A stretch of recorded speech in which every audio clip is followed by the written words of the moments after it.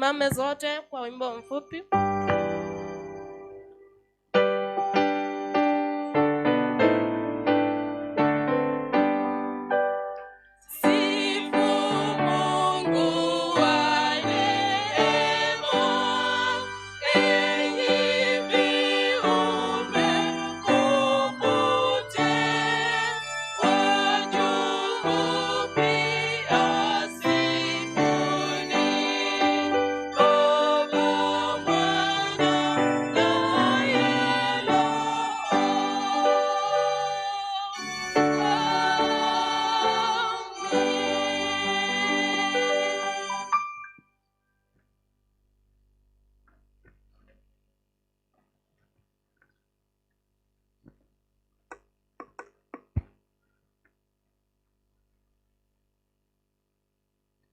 Let's believe as we pray. Father in heaven, we thank you this Sabbath morning for your blessings.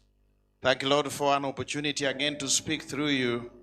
Worship with each one of us, Lord, in the stillness of your voice. Speak to each one of us.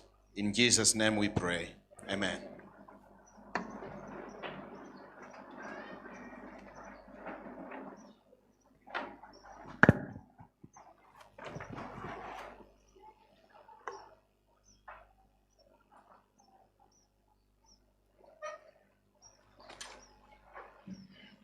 Happy Sabbath. Happy day. Are you happy? Hebu tusalimiane hewani tafadhali. Amen. We are happy and we thank God for this opportunity that he has given us to come and worship him. Today is the Sabbath of the Lord. We shall be led by the Sabbath School department. Sabbath School ni idara, ni mojawapo ya idara mingi katika kanisa la Kiadventista. Mara mingi wengi wetu huona kama Sabbath School ni leseni. La, Sabbath School ina vipindi vingi. Sabbath School ni pahali sisi tunasoma Biblia. Tukija kusoma Biblia tutakuwa kiroho. Kanisa letu hapa Sabbath School tunaanza na mfiringo hapa asubuhi saa 2. Tukimaliza mfiringo ambao tunafanya devotion, tunaingia kipindi cha Sabbath School ambapo tunasoma mission, ambayo tunatuelekeza ile sadaka tunapeana wakati wa Sabbath School inaenda wapi in every quarter. Ni himizo kwetu sisi wote tuweze kufikia kipindi cha Sabbath School. Tuanze kanisa kwa mfiringo Sabbath School, ndio tunaingia kwa mafunzo ya leseni kwa uchambuzi wa Biblia. Maana tukisoma Biblia ndivyo tunaweza kukua kiroho, tumjue Mungu wetu kwa usaidi. In our small units kwa Sabbath School tunakuwa na leseni, na in every class, in every unit tuna facilitators. Niruhusu nisome one sentence from Counsels on Sabbath School Work, page 10. Inasema hivi: the Sabbath School is one of the most important instrumentalities, and it is to be one of the greatest blessings in the church. It opens the way for young and old to hear the word of God in its purity. Counsels on Sabbath School Work, page 10. Inatuelekeza kwamba tukija kanisani tunabarikiwa. Hii idara ina viongozi. Tuna council. Naomba council members wasimame. Council members wa Sabbath School wasimame. Viongozi wa Sabbath School wasimame. Facilitators wa Sabbath School wasimame. Wale ambao wanatuelekeza wakati tunafanya Bible study, question and answer. Hao ndio viongozi wa idara hii. Naomba waweze kusalimia kanisa. Wanatusalimia, asante. Tunashukuru sana kwa ile kazi mnafanya ya Mungu katika idara. Natumai kwamba siku ya leo tumetembelewa na wageni. Ikiwa ni siku yako ya kwanza, siku yako ya kwanza kuwa hapa ama umechukua muda bila kuwa hapa, naomba usimame. Si kama tuna wageni siku ya leo. Mgeni, naona kwa mgeni hapa, mwingine pale.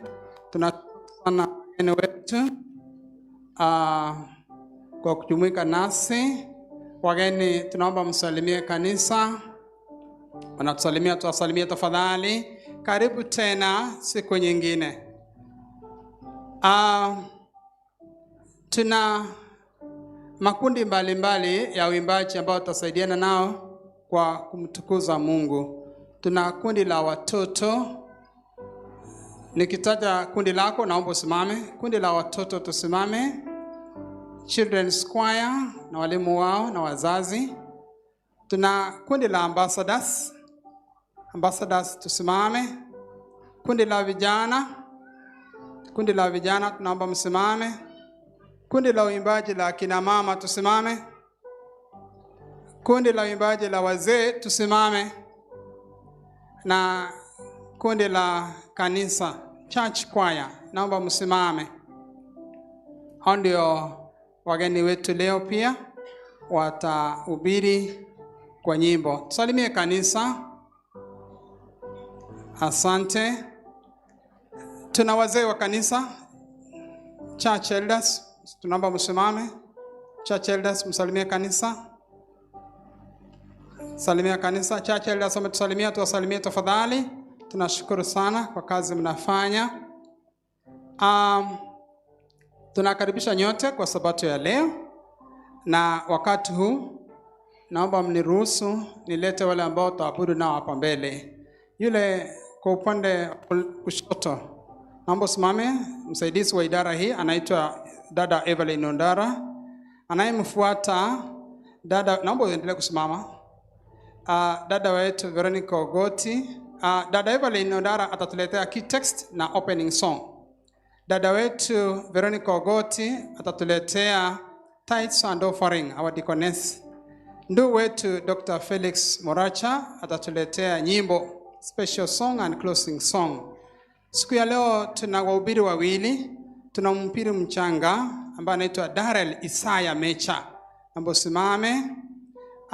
Tuna mzee wa kanisa anaitwa Elder David Kombo, naomba usimame, atatuletea pastoral prayer. Kuna wasaidizi wa mhubiri mkuu wawili. Msaidizi mmoja ni Elder Edwin, naomba usimame, Edwin Masese. Msaidizi mwingine anaitwa dada wetu Diana Okinyi, naomba usimame. Naomba nyote msalimie kanisa. Asante, wametusalimia. Namuomba kwa nyenyekevu pastor wa kanisa hili, Pastor Absalom Mwanda, mbele atumalizie utangulizi na amlete mgeni. Asante nyote. Nami naitwa Moffat Chamchi. Karibu sana. Thank you so much, Dr. Moffat. Bwana asifiwe. Nipungie mkono tafadhali. Bwana asifiwe. Salimia aliye kando yako, mwambie karibu katika ibada. Musalimie vizuri. Thank you so much. We want to thank our God kwa sababu Mungu amekuwa mwaminifu. Amekuwa pamoja nasi, ametulinda kwa wiki nzima. Hadi tena tumekutana katika ibada ya Sabato ya leo. Nataka nishukuru idara ya shule Sabato kwa kuandaa Sabato hii, na inaonekana vizuri, na naomba kwamba wameweza kutunza muda, na naamini kwamba wataweza kumaliza kwa muda. Nawashukuru Women Ministry. Mumeimba wimbo mtamu sana. Mungu awabariki sana. Can we say amen for Women Ministries? They have sung a wonderful song. Mungu awabariki sana. Nichukue muda huu kumtambulisha mgeni wetu ambaye atakayezungumza pamoja nasi. Anaitwa Pastor Wycliffe Anyona. Dr. Anyona ni lecturer Bugema University. Aliweza kunifunza mimi kosi nyingi sana pale shuleni, ikiwa exegesis, biblical research, na biblical backgrounds, the Bible and the science, yote aliweza kunifundisha na nyingine nyingi. Kwa hivyo tukaonelea kwamba leo aweze kuwa mgeni wetu wa kuzungumza pamoja nasi. Lakini kwao anatoka Sekef. Huko Sekef, huko ndio kwao, kwa kina Elda Kombo. Na mzee wetu pale nyuma anatoka pale kwao. Kwa hivyo muda wake ukifika, ninaamini ataweza kuzungumza pamoja nasi na atakuwa wa manufaa zaidi kwetu, hasa katika siku ya leo. Ni ombi langu kwamba muweze kumsikiza mhubiri na maneno yale ambao Mungu amemwandaa aweze kuzungumza pamoja nasi. Wangapi pamoja nami wanasema muda ukifika pastor aweze kusimama? Sijaona mikono, aweze kusimama, aweze kuzungumza pamoja nasi. Pastor, umekaribishwa sana kwa njia pekee. Feel at home, uweze kufanya yale Mungu ambayo ameweza kukutuma. Kwa hivyo mimi nitaondoka kidogo kwa sababu ya shughuli hapa kidogo, na watakia sabato njema na ibada njema hadi tena tuweze kuonana. Pokea hata salamu za our senior pastors, sijui kama aliwasalimia, lakini tuliongea pamoja naye asubuhi. Pokea salamu zake. Mungu awabariki sana, muwe na ibada nzuri. Amina.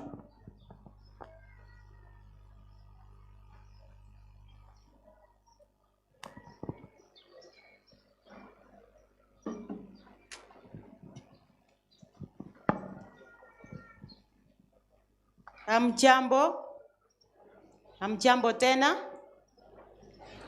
Let's turn to our Bibles, the book of Luke 15 verse 2. Kwa Kiingereza inasema, and the Pharisees and the scribes murmured, saying, this man receiveth sinners and eateth with them. Kwa Kiswahili,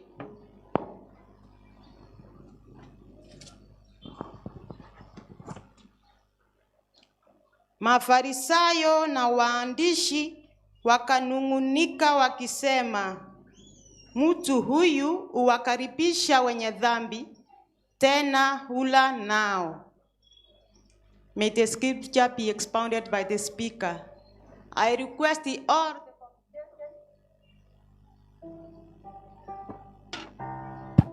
congregation to rise up with the song in number 151 Kiswahili, 537 Kiingereza. Let's all rise up. Choristers, please lead us.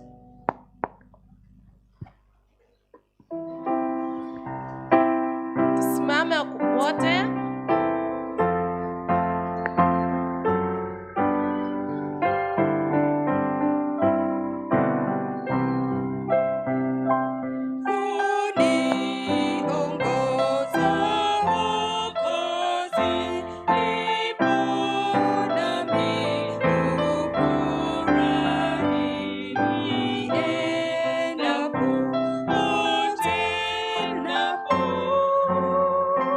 Oh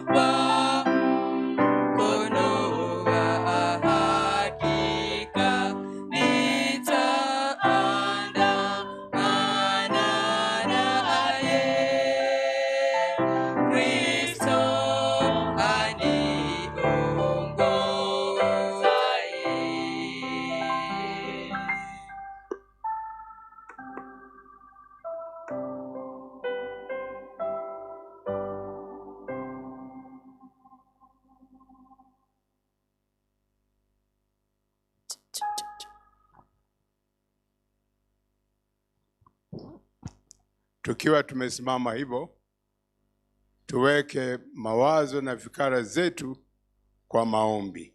Hebu na tuombe.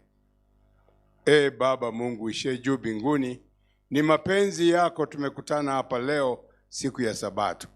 Twatoa shukrani kwa wewe kuwa pamoja nasi, kutulinda juma lote zima, na hata tumerudi kanisani ili tukuabudu. Baba, tunakuita uje chini uwe pamoja nasi hapa kanisani. Roho wako Mtakatifu awe katika kila roho ambayo iko hapa, ili Baba apate kutujaza na kutufundisha na kutuelekeza kwako. Sisi wanyonge wadhaifu, sisi ambao hatujiwezi, watenda dhambi, tuomba msamaha wa dhambi. Baba, tumekuja mbele zako tukijua kwamba tuna Mungu mwingine ila wewe tu. Baba, tuomba uwe pamoja na kila mmoja wetu, na yale mahitaji yake upate kumtimizia jinsi upendavyo. Tumekuja mbele zako wakati huu tukijua kwamba huu umefika wakati wa kupata ambao mkate ambao wewe umetengenezea. Umemteua Pastor Anyona aje ili apate kutuletea mkate huo. Tumlete mikononi mwako Baba, atakapokuwa akileta neno lako uonekane sio yeye. Jina lako liinuliwe kwa sababu ya neno ambalo itakuwa tumepata kutoka hapa. Kuwa pamoja na kila mmoja wetu, utupatie usikivu mwema. Wale malaika wa shetani ambayo ametuma ili watusumbue, Baba, tunawakemea kwa jina la Yesu waende. Tumeomba haya tukiamini kwamba umetusikia na hata umetujibu, kwa sababu tumeomba katika jina takatifu la Yesu Kristo. Amen.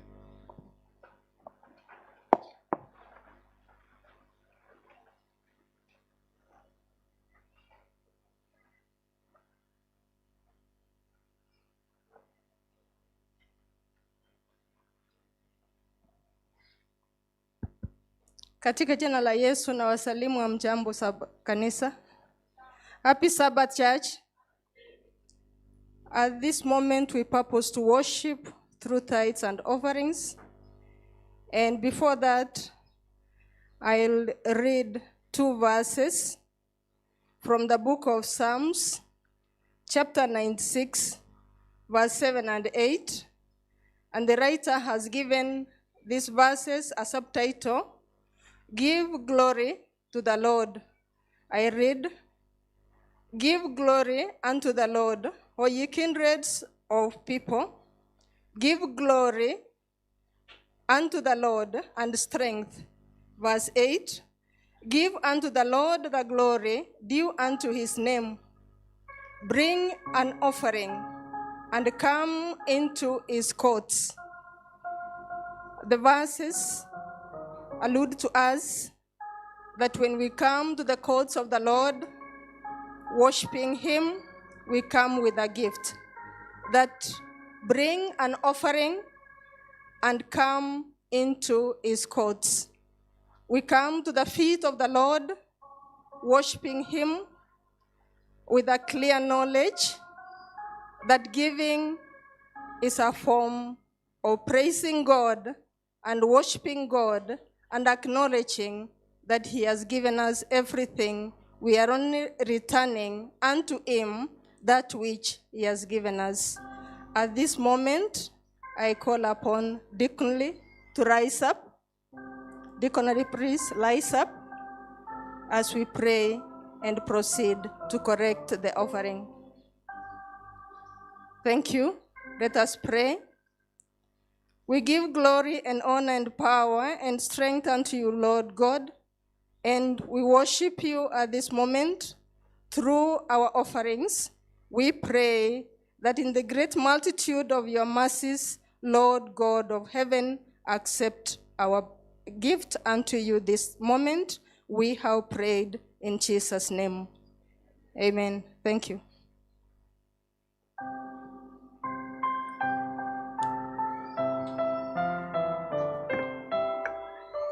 Song number 202, Hamo kwaya wanapojipanga.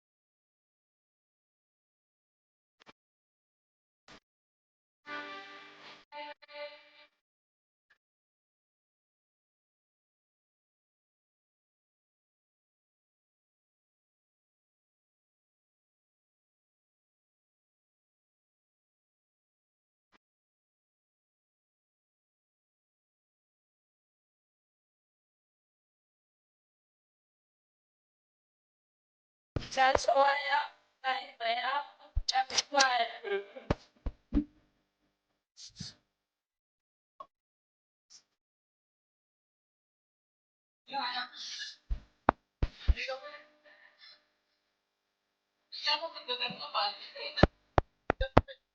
Church choir. Mic test.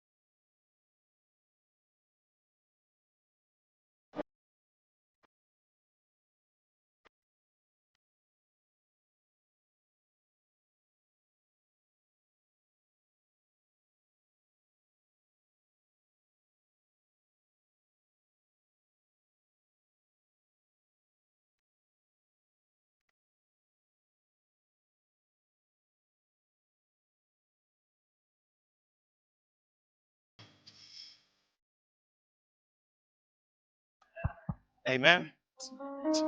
Yes, ni wakati mwingine mwema tena tunataka kukaribisha kwaya kwa wimbo speciali. Church kwaya, karibu.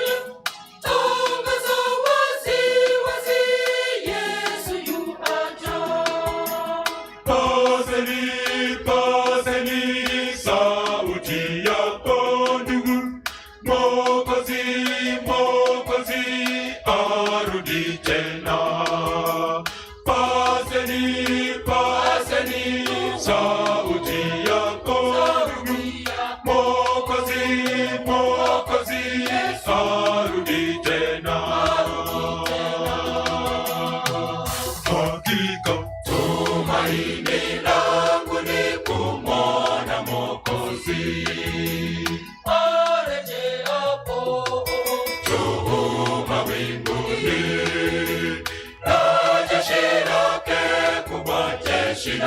malaika. Tahiriwe, tahiriwe, Bwana Mwokozi. Na jeshi lake kubwa, jeshi la malaika. Tahiriwe, tahiriwe, Bwana Mwokozi. Yesu yu mwema, anatupenda, atarejea mara ya pili, atuchukue, tufurahie. Yesu yu mwema, anatupenda, atarejea mara ya pili, atuchukue, tufurahie. Hakika ni ukweli, Yesu atarudi, na kila jicho ndugu kweli litamuona. Hakika ni ukweli, Yesu atarudi, na kila jicho ndugu kweli litamuona.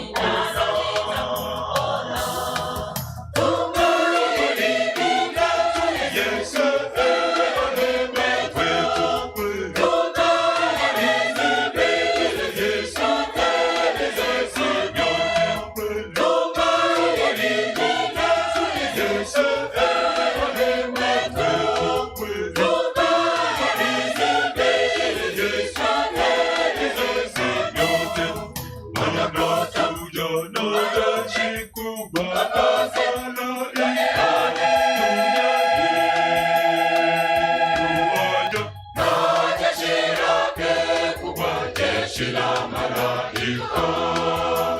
Tahiriwe, tahiriwe, Bwana Mwokozi. Na jeshi lake kubwa, jeshi la malaika. Tahiriwe, tahiriwe, Bwana Mwokozi. Yesu yu mwema, anatupenda, atarejea mara ya pili, atuchukue, tufurahie. Takaporudi,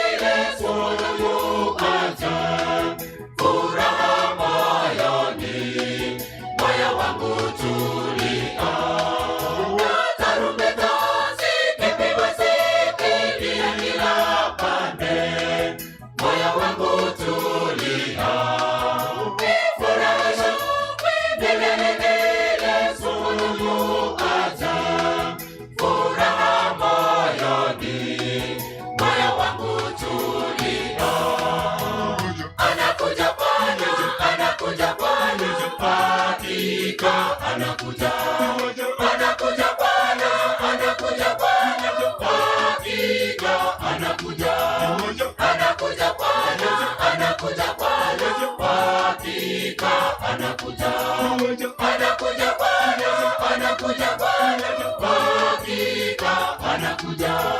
Anakuja Bwana, anakuja Bwana, hakika anakuja. Anakuja Bwana, anakuja Bwana, hakika anakuja.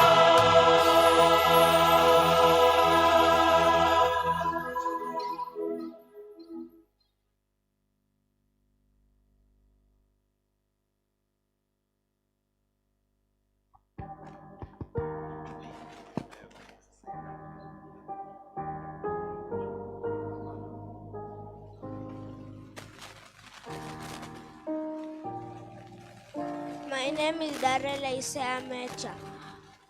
We are beginning our children's sermon. My name is Darrell Isaiah Mecha. Please, children from 6 to 7 come.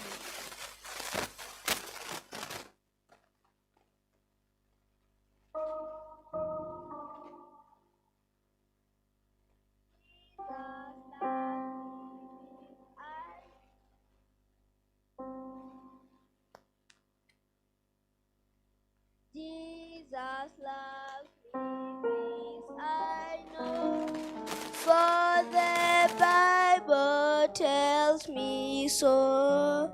Little ones to heal me low, there I will, but he is strong. Yes, Jesus loves me. Yes, Jesus loves me. Yes, Jesus loves me. The Bible tells me so. Kindergarten class, kuja mbele. The Lord has something to say. The Lord has something to say. Listen, listen, pay much attention. The Lord has something to say. The Lord has something to say. The Lord has something to say. Listen, listen, pay much attention. The Lord has something to say.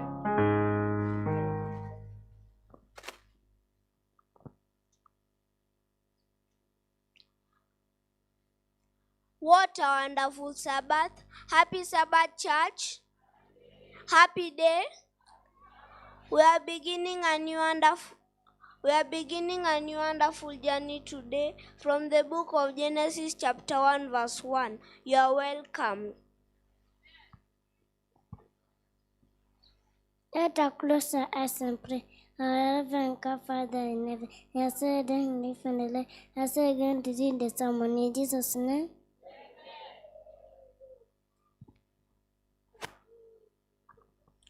We are beginning a new wonderful journey today from the book of Genesis chapter 1 verse 1. You are welcome. Have you ever wondered how everything in the world began? I suppose so. Most boys and girls do it also. Those beautiful flowers in my hands, for instance, where did they come from? They came from seeds. True, but where did the seeds come from? From other flowers, of course. From other flowers, of course, and those flowers came from still other seeds, and so on back. Think of the mountains and the good hills, the flowing rivers and the sand on the seashore. All that wonderful things of nature, were they always there, just as you see them now? And if so, they have a beginning. And if so, when and how? Genesis, meaning The book of beginning is where everything came from. Amen.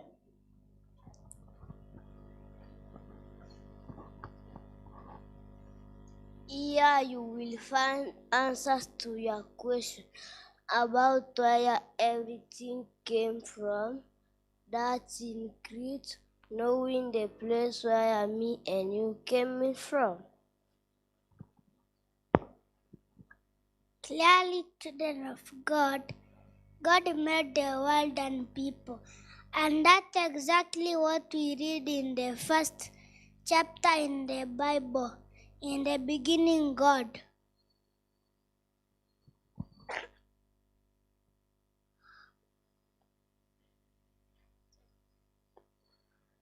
God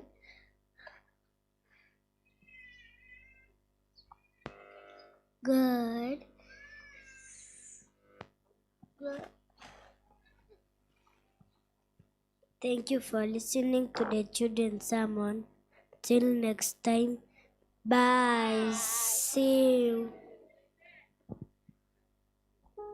Happy day. Happy Sabbath. Let's pray. Our Father, who art in heaven, thank you for this new day. Bless us and our parents. In Jesus' name we pray. Amen.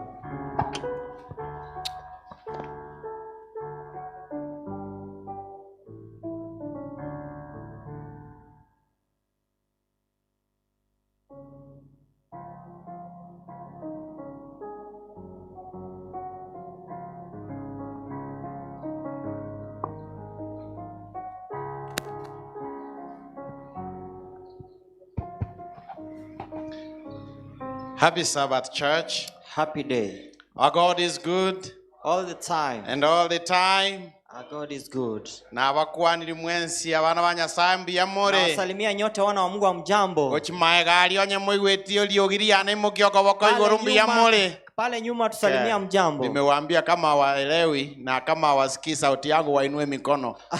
Kwa hivyo hawajainua. Hallelujah, church. Amen. Bono nyemota yeto gonkwanie kegusi mbiyamore. Kama mnataka kikisimbu ya mole. Bono mwaigubobe igeka na bakwanie kegusi. Mulisikia vibaya nilipowasalimia kikisimbu. I feel so excited to use kikisimbu sometimes. Nafurahia sana kuongea lugha ya mama ya Because sometimes I never use it. Unajua wakati mwingi siutumii. But I can lovely preach well in Kikusi or in Kizungu. Lakini naweza hubiri kwa Kikisi ama Kizungu. And so that's why they have an interpreter. Swahili is not a good friend of mine. Kwa hivyo Swahili sio lugha shupavu kwangu. I drag to bring up a point, and so I don't want to waste your time here. Kwa hivyo sipendi kupoteza muda kwa kutumia Kiswahili. That's why I'm going to use English. Ndio maana nitatumia Kiingereza. But I thank God for the interpreter. Lakini nashukuru kwa mkalimani. And I also want to thank God for your patience. Kwa hivyo pia nawashukuru kwa subira yenu. I'm so delighted to be here in this church. Niko na furaha kuwa kanisani humu. And to worship the Lord from home. Kuabudu Mungu kutoka nyumbani. For a long time I never,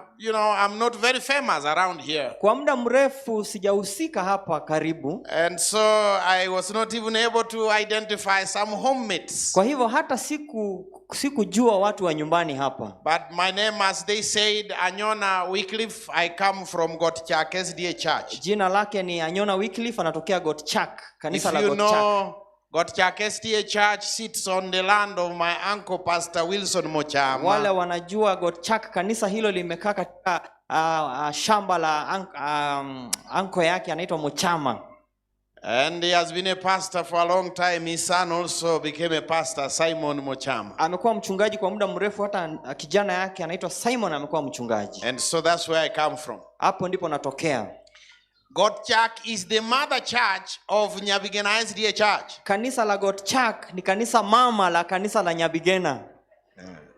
I knew you will laugh. And that's why I decided intentionally. Nilijua mtacheka ndio maana nikasema hivyo. So I want to warn you, when I'm preaching, if you sleep, I'm going to do it. Kwa hivyo nawaonya mkilala. They showed us how to do it. Hivyo nitawaonyesha vile tunafanya. So if you are going to doze when the preacher is preaching, be ready. Utasinzia wakati wa mahubiri, kuwa tayari kupigwa viboko. But I want to let you know, church, ningependa kuambia kanisa, it's not a laughing matter. Sio jambo la kuchekesha. Some things start small and they escalate. Jambo walaanza dogo lakini linakuwa kubwa baadaye. I am not basically working back home here. Sifanyi kazi humu nyumbani. And so when I come home, I rarely comment on such issues. Kwa hivyo nikija nyumbani sizungumzii maneno hayo. But I want to say that is the spirit of the evil one. Lakini ningependa kusema huyo ni roho wa ibilisi. When you see the church doing what they are doing, is the spirit of an evil one. Unapofanya vile walifanya ni the devil wants to shake the remnant church, the Seventh-day Adventist church. Shetani anataka kuangusha kanisa so that masalio la people can think that this church has become a Babylon and that they need to come out, but that's a lie. Limekuwa Babiloni ili watu wengine watoke, wengine waingie. So since I'm not a leader, leaders will know how to handle it, but I want to say, mimi sio kiongozi lakini najua viongozi watashughulikia hayo. If you want to start your church, ikiwa ungependa kuanza kanisa lako, because this church is a movement, you might be excited with the Bible. Kwa sababu hili kanisa ni la kusonga, unaweza and you want to start your church. Na ungependa kuanza kanisa lako. Whatever name you want to give it is okay. Jina lolote ungependa kupea kanisa lako ni sawa. Don't claim our building. Don't claim our land. Acha kuchukua kanisa, nyumba yetu. Because we have the land titles and all those. Tuko na kibali cha kuwa shambani hapo. So go out there and buy yours and start yours there. Pale ununue shamba uanze lako. Ama mnasema namna gani? Ama namna gani? Mobaisa koreto botutukanwe kanisa. Moragereriwe na bana baino nebigoli byaino. Watoto wetu na vizazi vyenu. Seginja nakoba mwanyasaye manganalia na mabe na tua yako keira selitalia Yesu. Tumekemea maneno hayo kwa jina la Yesu. Kwa hivyo I had to comment because I come from there. Lazima ningezungumza maana natokea pale. But basically I'm a lecturer in Bugema University. Mimi ni mkufunzi pale chuo cha Bugema. I know I have some students here in this church. Niko na wanafunzi hapa kanisani. But I also have schoolmates here. Nipo niliosoma na wao hapa. I know I have long time friends worshiping here. Najua niko na marafiki wa dhati hapa. And so all of you feel at the feet of Jesus. Kwa hivyo nyote mjihisi miguuni pa Yesu. And at the end of the sermon make sure you shake my hand. Baada ya mahubiri uje unisalimie. May God bless you in Jesus name. Mungu awabariki kwa jina la Yesu. And so greetings from the family. Salamu kutoka kwa familia. I traveled alone because my wife is in Uganda. Nilisafiri bila mke wangu yuko pale Uganda. Uganda is not yet on holiday, so our children go to school. Uganda pia hawajafunga mashule, kwa hivyo watoto wako shuleni. So I came home kwa kikazi and I'm finishing up and then I go next month. Nilikuja nyumbani kwa ajili ya kazi, bali nitarudi. So I'm married and I have 2 sons. Nimeoa na niko na vijana wawili. I've been in Bugema University since 2017. Nimekuwa chuo cha Bugema kuanzia mwaka 2017. And the Lord has blessed us, so we have products. Na Mungu ametubariki, tuko na wanafunzi wetu waliofuzu. So I want to thank Pastor Absalom for the invitation. Mchungaji Absalom kwa mwaliko. And also the church for accepting the invitation. Hata kwa kukubali nije hapa. I want to pray before we start. Tungependa kuomba kabla tuanze. Gracious Father, God of heaven and earth, we adore you and worship you because you alone is worthy of our worship. We glorify your name, Father. We thank you because you are the one who teaches through the scripture, using us mortal clay. There is nothing in me that can make sense to all this congregation sitting here, but I pray that when you engulf me with the Holy Spirit, you shall speak to their hearts. I pray, Father, may you increase as I decrease. Speak to each one of them, Lord, in the language that they can understand. And at the end of our worship today, may they appreciate the goodness of God. Father, if there is any distraction that may come in here, and if there is any spirit of evil, if there is any stress and anything that may distract our minds from listening, we pray, Father, take our minds captive for the time that you shall speak to us. Thank you for the choirs that have sung here. Thank you for the children's story. Thank you, Lord, for everything that has happened this morning up to now. But now, close with us this morning session with a powerful message that will speak to our hearts and change us, never to be the same again. Preparing for your second coming. In Jesus' name we pray. Amen. Now we have entitled our sermon, Tuko na mada ya mahubiri yetu, Extraordinary Shepherd. Mchungaji asiye wa kawaida. I forgot to say that Pastor Anyona is an author. He has written a book. Nilisahau kusema mchungaji Anyona ni mwandishi wa kitabu na ameandika kitabu. This is a devotional book called Is God Real? Kitabu cha mafunzo kinachosema, je, Mungu ni wa kweli? So I know my students pass around and they sell that book. So if you have bought it, this is Najua the kuna Pastor wanafunzi Anyona. wangu wanaouza hivi vitabu, hivyo ikiwa umekinunua, huyu ndiye mchungaji Anyona. Now the book of Luke chapter 15. Kitabu cha Luka 15. Go with me, Luke chapter 15. Luka 15. You may not waste your time opening a lot of Bible verses. Sitachukua muda wenu wa kufungua mafungu But put mengi. your finger in Luke chapter 15. Lakini weka kidole chako Luka 15. The Bible says, Biblia inasema, then all the tax collectors basi watoza ushuru wote and all the sinners, na wenye dhambi wote, they drew nigh to him to hear when he was preaching. walikuwa wakimkaribia ili wamsikilize So alipokuwa those who anahubiri. listen to Jesus are not only saints. Wale waliomkaribia Yesu sio So even if watakatifu. you are also a sinner, don't feel like you are an outsider. Hata kama wewe ni mwenye dhambi usijihisi ya kwamba unatoka nje. Sinners also listen to Jesus when Wenye he dhambi preached. pia walisikiza Yesu alipohubiri. But the Pharisees Lakini and Mafarisayo the scribes, na waandishi they complained saying, wakanungunika wakisema, you know, this man receives sinners unajua huyu mtu and anapokea he mwenye eats dhambi with them. na anakula This is nao. very bad. Hivi ni vibaya sana. It cannot be Jesus. Hawezi kuwa How Yesu. can a Jesus walk with sinners? Yesu anaweza kutembeaje na wenye dhambi? So Jesus, listening to their complaint, Yesu aliposikiza he manung'uniko yao, brings three parables akaleta mafunzo to matatu answer the critics, kuwajibu hao waliomkosoa. to not confront them openly, Sio kuwaingilia waziwazi, but to help them understand the purpose of his coming. lakini kuwasaidia kuelewa kuja kwake kulimaanisha So he nini. spoke to them in a parable. Basi akawazungumzia kwa And the mfano. parable is a told story Mfano wa hadithi ni hadithi that iliyozungumziwa you may not interpret everything in it, ambayo huwezi jua kila jambo katika but hadithi hiyo, you need to come out with spiritual lessons. lakini unastahili kujifunza mambo ya So kiroho. they were told three parables. Kwa hivyo wakafundishwa mifano mitatu. What man of you, Je, ni mtu yupi huyu having 100 sheep, aliyekuwa na kondoo 100, and if he loses one of the sheep, na akiwa tampoteza mmoja, which one of you does not leave the 99 in the wilderness? je, nani kati yenu hawezi kuacha 99 katika jangwa, And he goes after the one which is lost until he finds them. ili kumfuata mmoja aliyepotea hadi ampate? And when he has found it, he Atakapompata lays it on his shoulders, anamweka katika mabega and yake, he comes home Na- rejoicing. anarudi nyumbani And akifurahia. when he comes home, Na anapofika he nyumbani, calls together his friends waita rafiki and his zake na neighbors, majirani zake, saying to them, akiwaambia, rejoice with me, furahini pamoja for nami, I have found my lost sheep kwa which was kuwa lost. nimekwisha mpata kondoo wangu aliyepotea.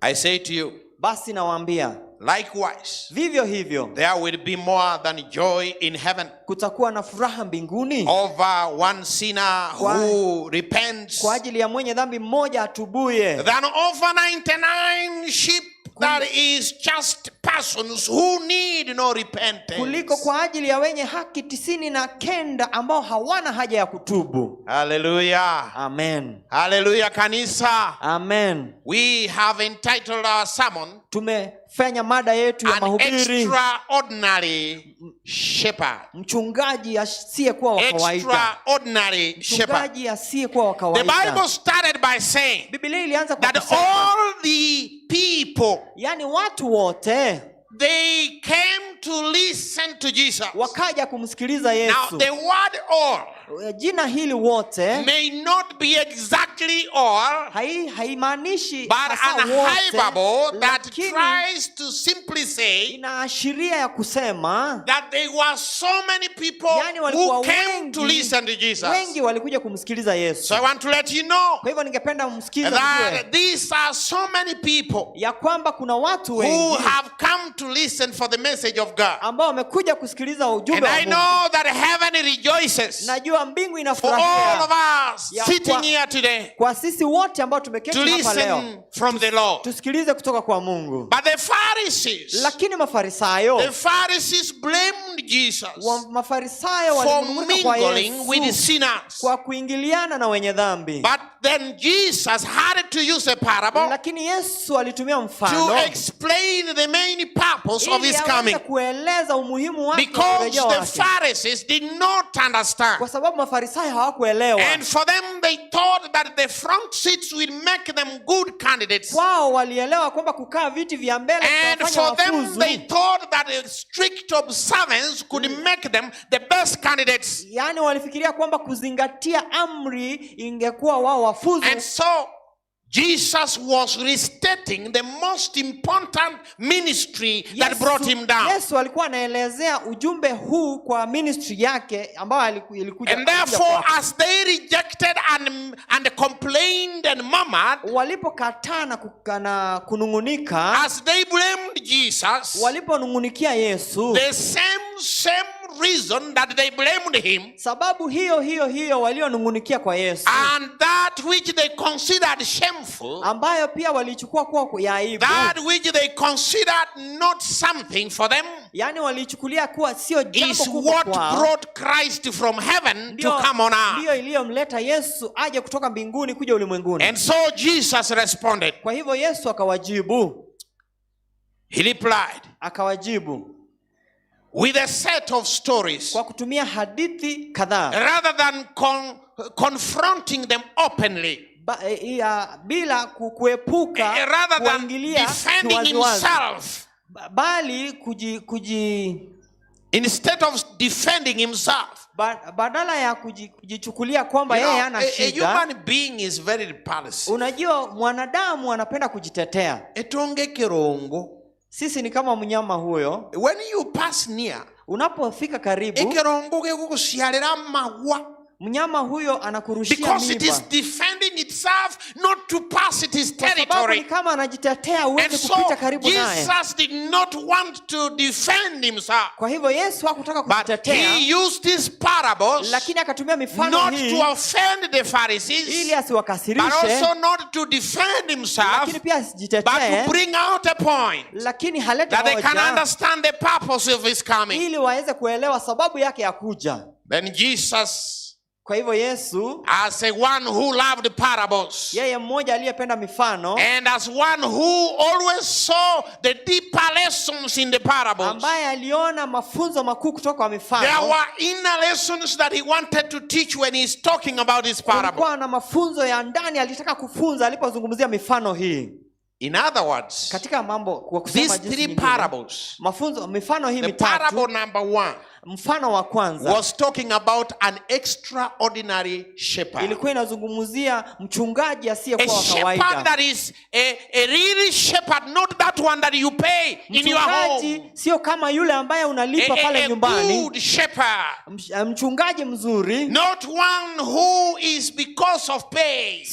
Sio mchungaji anayekuwa kwa sababu ya malipo. But a shepherd that is very intentional in his work. Lakini mchungaji anayekuwa makini katika kazi yake. Then he also presented a story about the woman and the coin. Pia akazungumzia hadithi ya yule mwanamke na sarafu. And then the last parable is about two lost sons. Na mafunzo ya mwisho ni kuhusu wale wana wawili waliopotea. One son was lost far away from home. Mwana wa kiume wa kwanza alipotea mbali na nyumbani. But again another son was lost while he was back in the house. Kijana mmoja wa kiume alipotea akiwa pale nyumbani.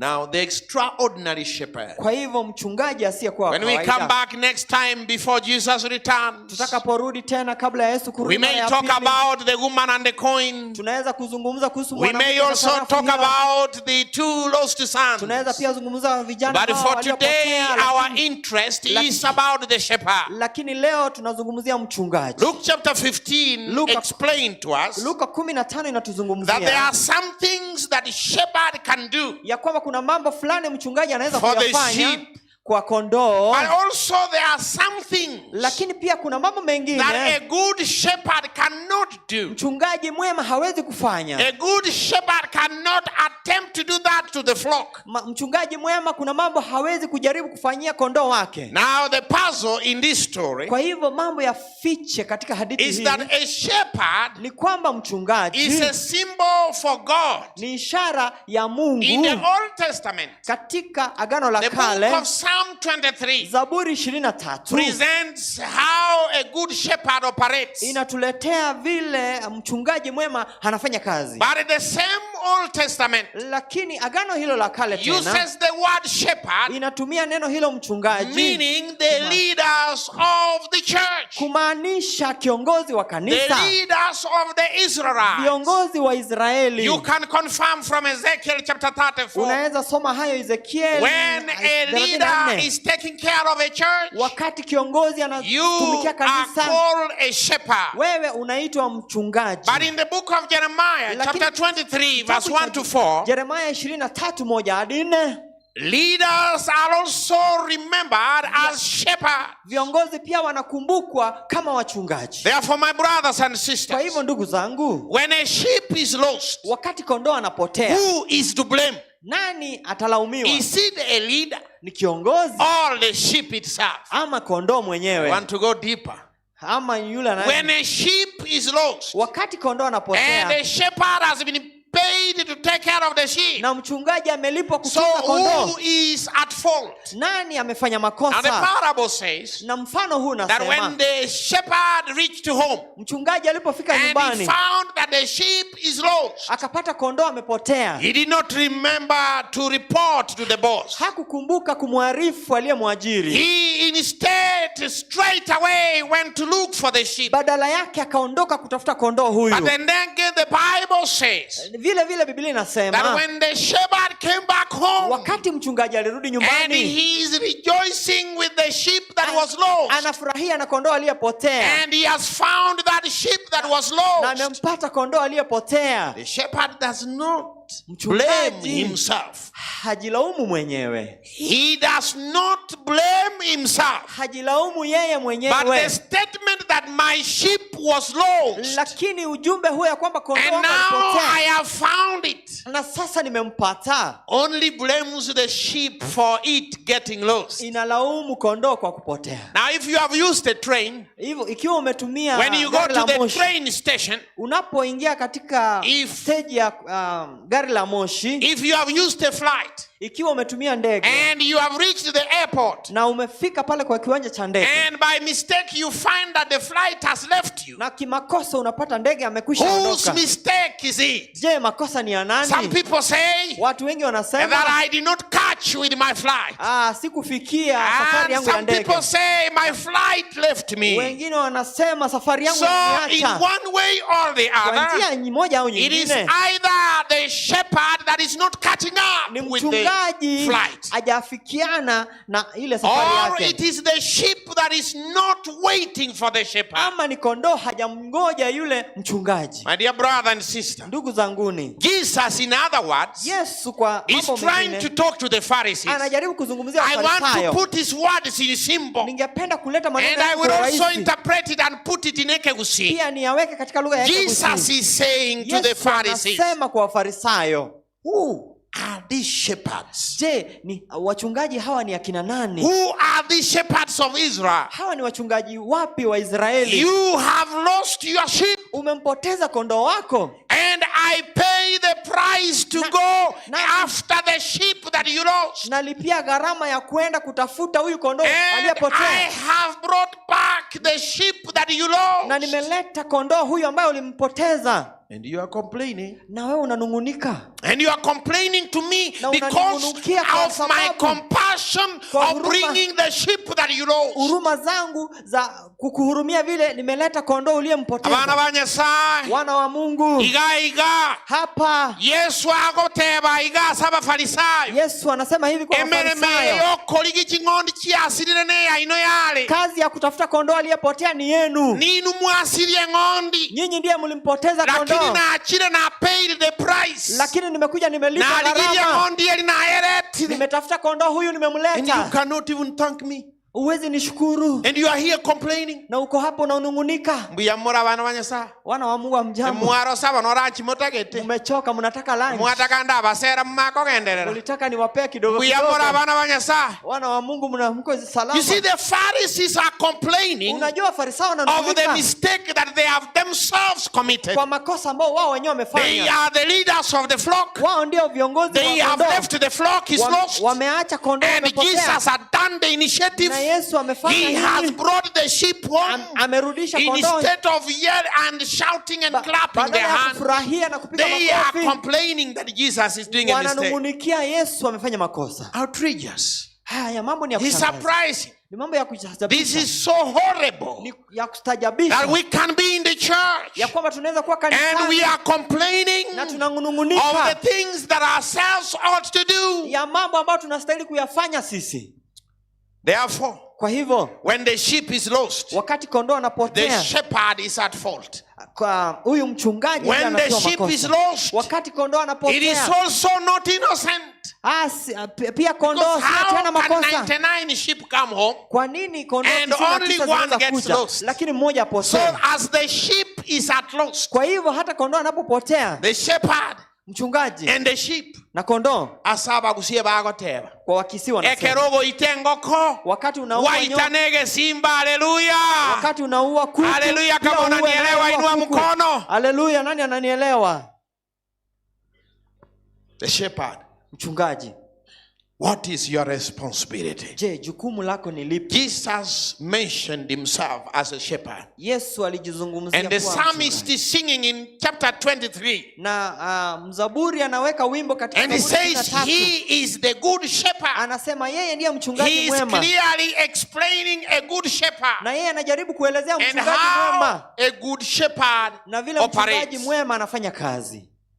But you see, lakini unaona, there is also a lost sheep in Psalms 23. Pia kuna kondoo aliyepotea katika Zaburi 23. The Bible says, Biblia inasema that he restores my heart. Ya kwamba anarejesha moyo wangu. Psalms 23, I think some of you can recite it. Zaburi 23 najua mtaweza kukariri. Nyasaye no morisione. Inkoremerwa. Oh Nyasaye no morisione. Inkoremerwa.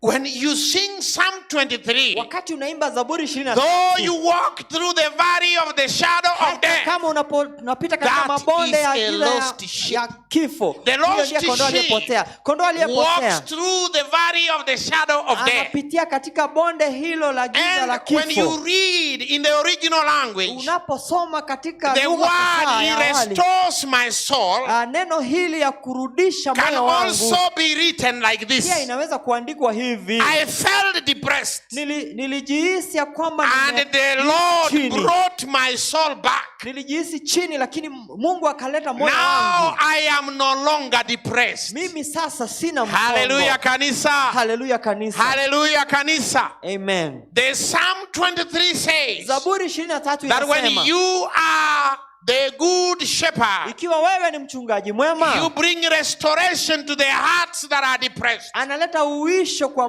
mioyo iliyovunjika. So what is the parable talking about? Je, mfano huu wazungumzia nini? This huyu parable from verse number 1 to 7. Mfano huu kuanzia 1 hadi 7. It is talking about a bad shepherd. Inazungumzia kuhusu mchungaji mbaya.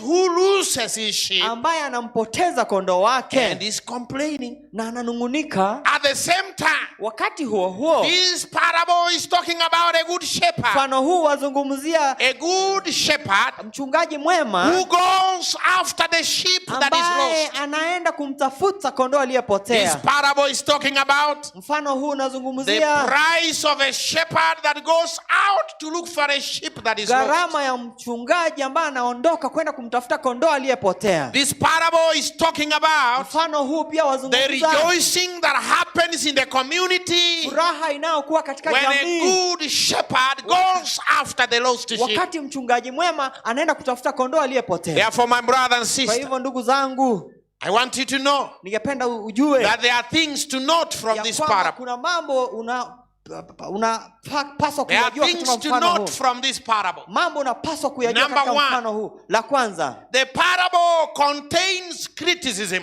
mfano huu unazungumzia kutoa makosa, Criticisms of those leaders kutoa makosa wale who viongozi lose their sheep. ambao wanapoteza And kondoo they are wao sitting there, they do nothing. na wameketi pale But hawafanyi they keep lolote complaining. na wanazidi kunungunika, And they keep relaxing as if their sheep is not lost. wanaketi pale na kupumzika kana kwamba kondoo hajapotea. This is what you call failed leadership.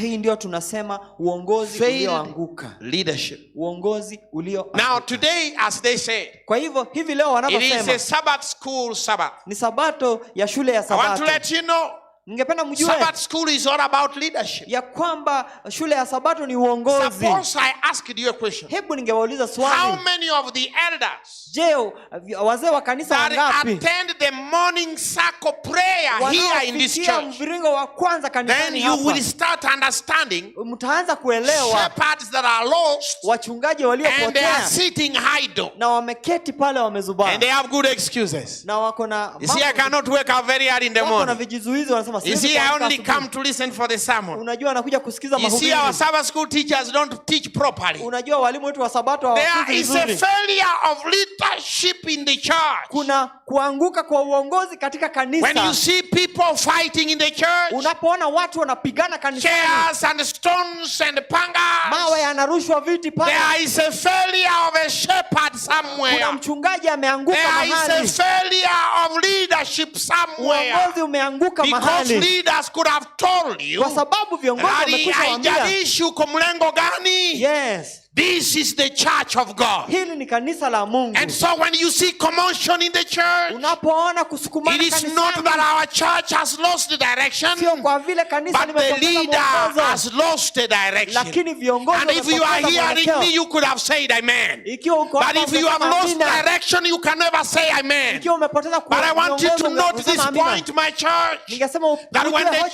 church hii, is in commotion, kanisa linapopigana there is a failure of leadership. kuna uanguko wa viongozi. So I start with the leaders of Sabbath school. Naanza na viongozi wa shule ya You are a sabato. leader of Sabbath school, Wewe ni kiongozi wa and shule ya you come sabato to church at 10 na o'clock. unakuja saa 4 kanisani. By the way, I want to salute this church. Ningependa kupongeza I came kanisa a little hili. bit earlier this morning, Nilikuja mapema sana and I asubuhi. found that at 9:30 the lessons are done. Kanisa nilikuja saa 3:30 wamemaliza leseni.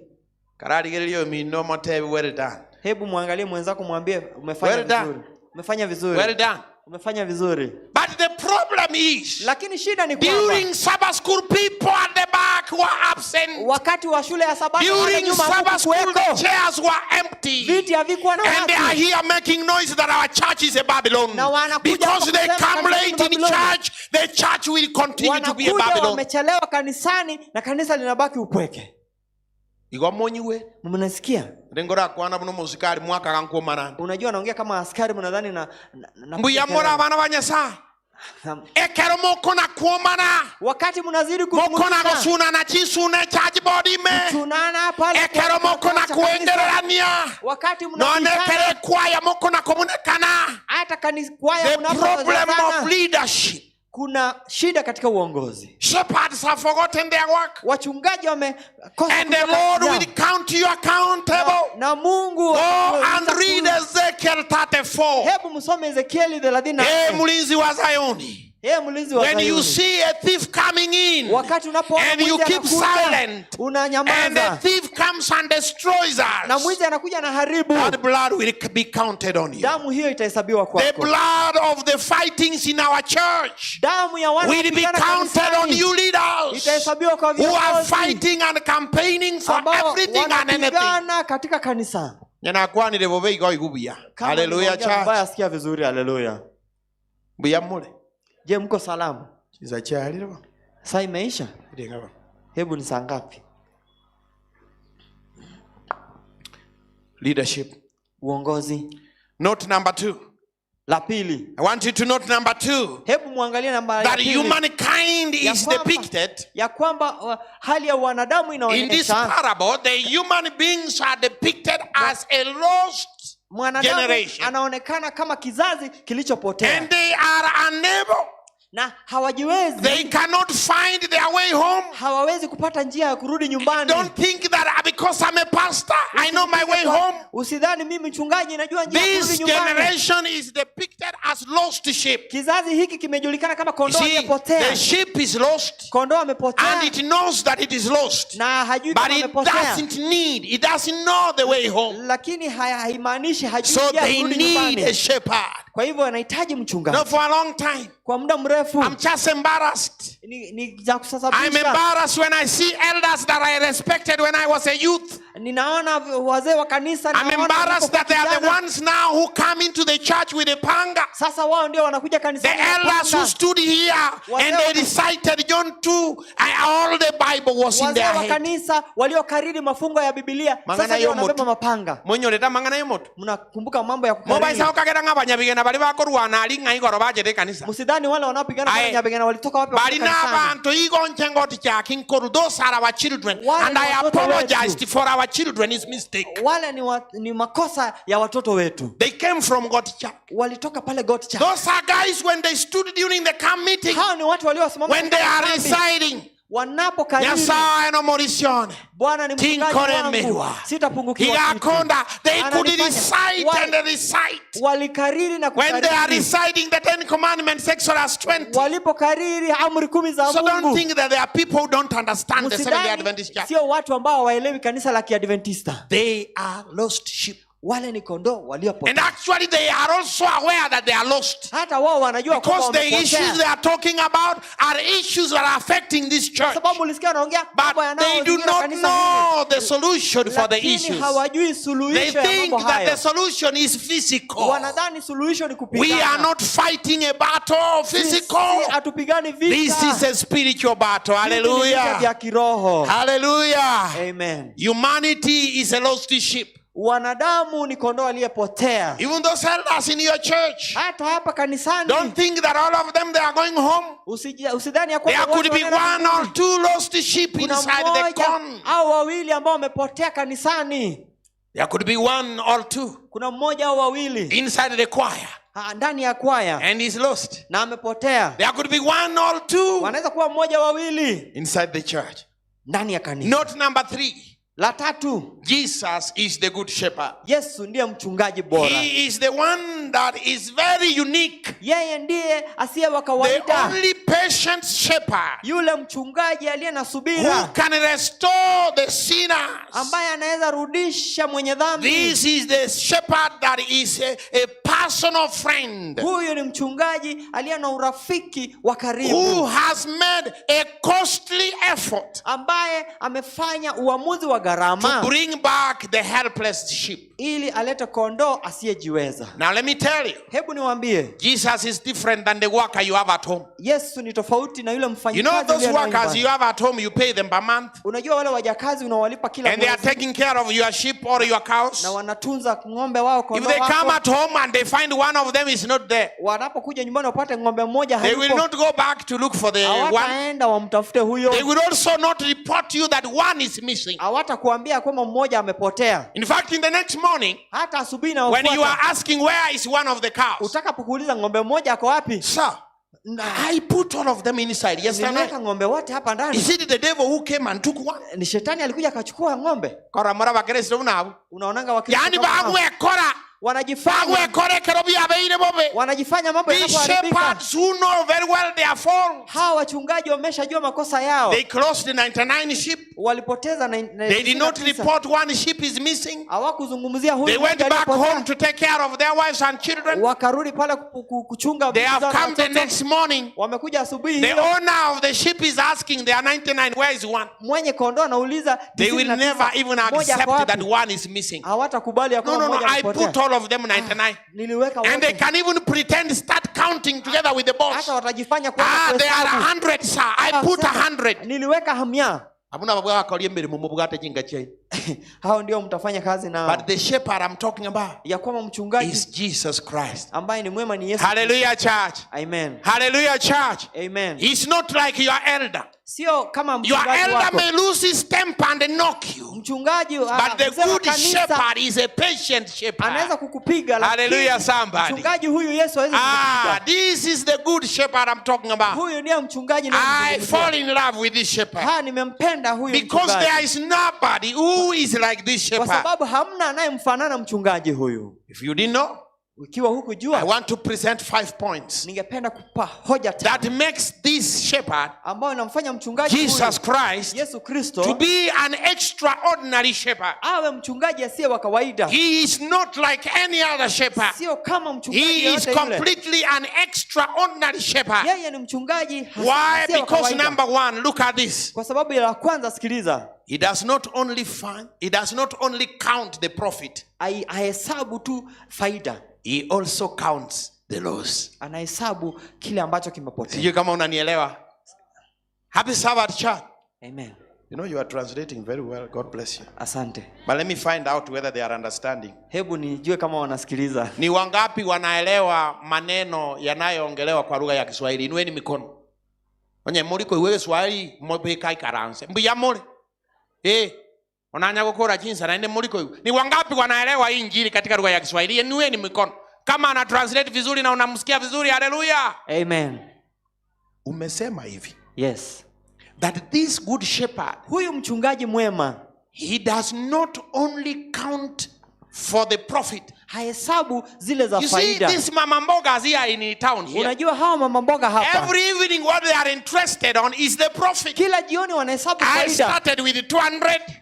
And when they are counting at the end of the evening, alianza na 200. All they want to see is a 300. Jioni anataka kuona 300. They want to see only a profit. Wanataka kuona faida tu. But this good shepherd, lakini huyu mchungaji is also concerned about the loss. Lakini pia anatazamia when he gets the loss, he does not go no more. Anapoona kilichopotea, he does not smile and sit there and relax and say it's okay. Afurahia kwamba nimepoteza, he is also concerned about the loss. Pia anajihusisha na kilichopotea. Now let me tell you something. Hebu niwaambie jambo. If it was me, ikiwa ningekuwa ni mimi, and I have 99 already, niko na 99, and only one is lost, na moja imepotea, I can't go out looking for one. Siwezi enda kutafuta moja. I already have a profit. Niko na faida. Why should I waste my time? Mbona nipoteze muda? 99 is greater than one. 99 But ni this kubwa good kuliko moja. shepherd Lakini mchungaji huyu is mwema not only interested about the profit, afikiri he kuhusu is faida. also concerned about that one Pia anajihusisha huyu mmoja that is lost. ambaye amepotea. Hallelujah, church.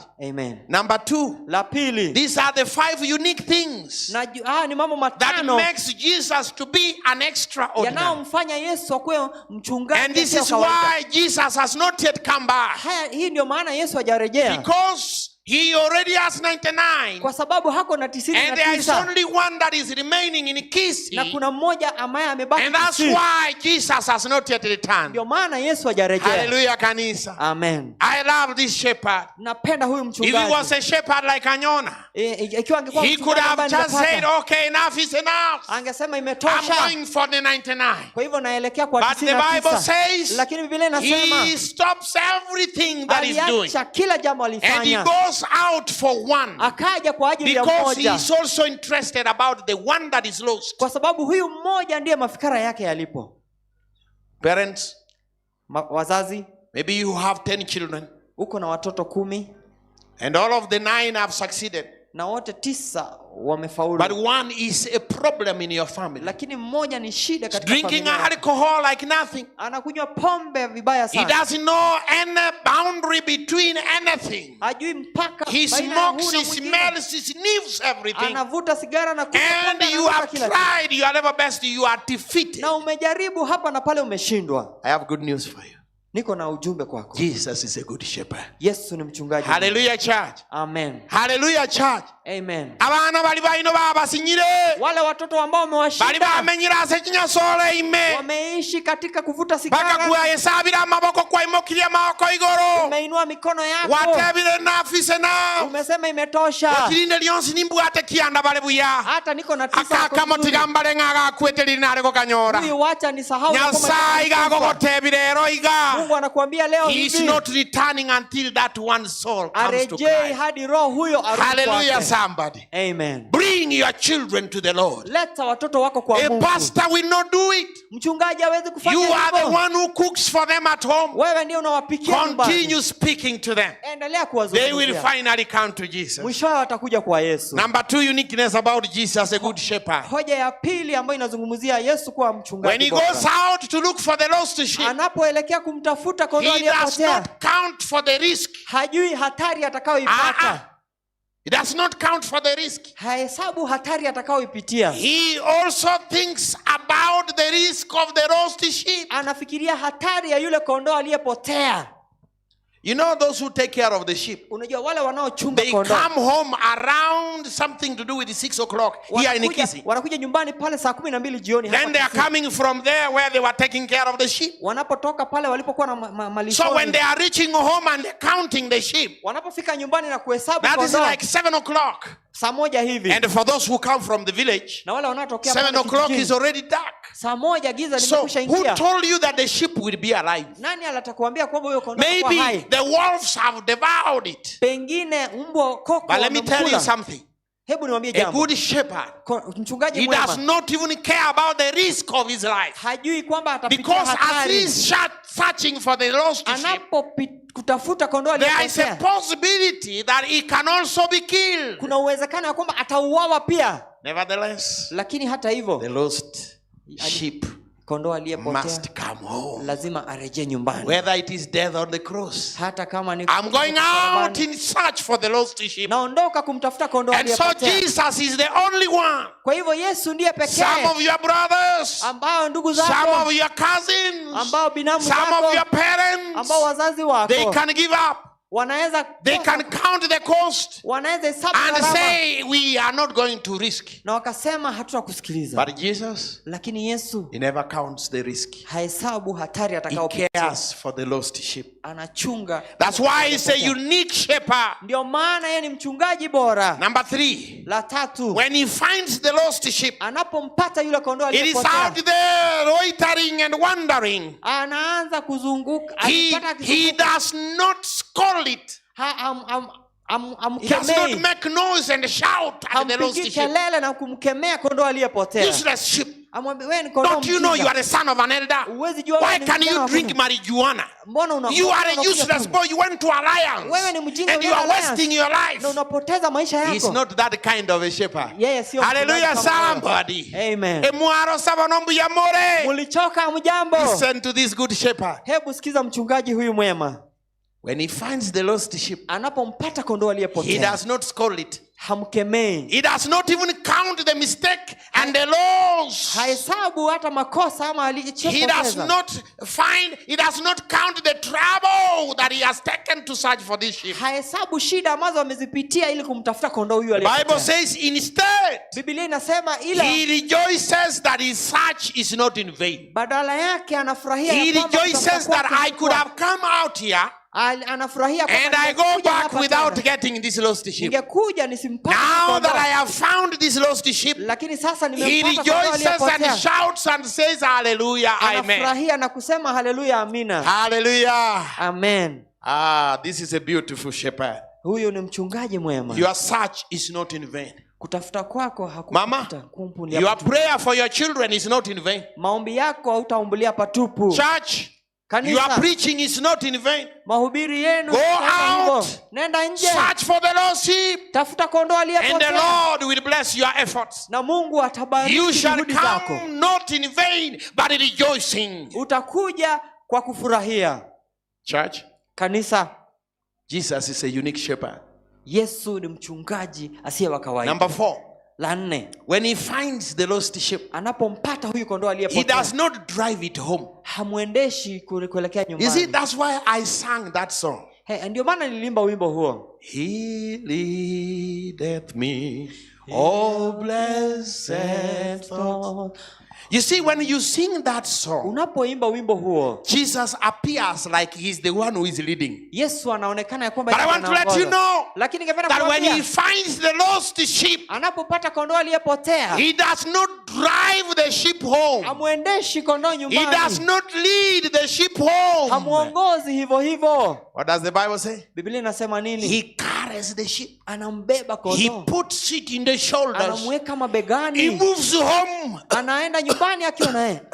Remember, it is not his fault as such. Unajua sio kwa ubaya wake. It is the lost sheep that was lost in marijuana. Makosa ni but now it is the shepherd lakini sasa holding in the shoulders, anamshika older 70 years old, and is lakini bringing anambeba. the sheep home. Anamleta kondoo nyumbani. Hallelujah, church. Amen. He does not lead the sheep haongozi kondoo because the hivyo. sheep already, the feet is broken. Kwa sababu kondoo Already the sheep, while it was jumping up and down, the valleys, hapa na pale, all the feet is broken. Miguu yake It is bruised.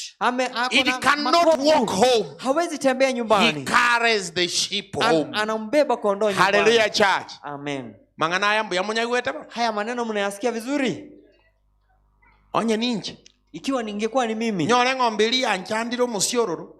Yule ng'ombe ambaye konya kogende bituma imen konye kan konye tanga na ende yagen. Ng'ombe anaenda kwa mahindi. Enare kubogolio mwaro. Nyake motugoro. Fimbo nichupige kwenye kichwa. Nyetebi tema na inde na liora renga me good shepherd. Nimwambie ng'ombe huyo jaribu tena ndio uone mimi ni mchungaji. Let me tell you about my Jesus.